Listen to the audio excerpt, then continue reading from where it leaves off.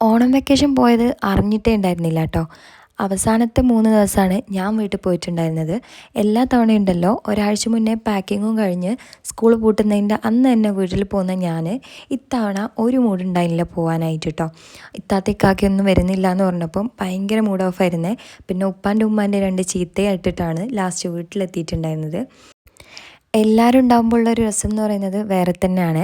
എല്ലാവരും ഒരേ പ്രായക്കാർ മക്കളായതുകൊണ്ട് തന്നെ അടിയും പിടിയും ബഹളമായിട്ട് നല്ല രസമായിരുന്നു കേട്ടോ. എൻ്റെ ഒരു മെയിൻ പണി എന്താണെന്ന് വെച്ചാൽ കുട്ടികളെ നോക്കുക എന്നുള്ളത് തന്നെയാണ്. അവർ കരയുമ്പോൾ അവരെയും കൊണ്ടൊന്ന് കാറിലൊന്ന് പുറത്ത് കൊണ്ടുപോവുക, ഇതൊക്കെയായിരുന്നു എൻ്റെ മെയിൻ പണി. ഇപ്രാവശ്യം ഇത്താത്തയും നാത്തൂനൊന്നും ഇല്ലാത്തതുകൊണ്ട് തന്നെ കുക്കിംഗ് ഫുൾ എൻ്റെ തലയിൽ. അവർ രണ്ടുപേരും ഉള്ളപ്പോൾ ഉണ്ടല്ലോ ഫുഡ് കഴിക്കാൻ വേണ്ടിയിട്ടായിരുന്നു ഞാൻ കിച്ചണിൽ വന്നതെങ്കിൽ ഇപ്രാവശ്യം ഉമ്മാക്ക് റെസ്റ്റ് കൊടുത്ത് ഞാൻ തന്നെ കിച്ചണിൽ നിൽക്കേണ്ടി വന്നു.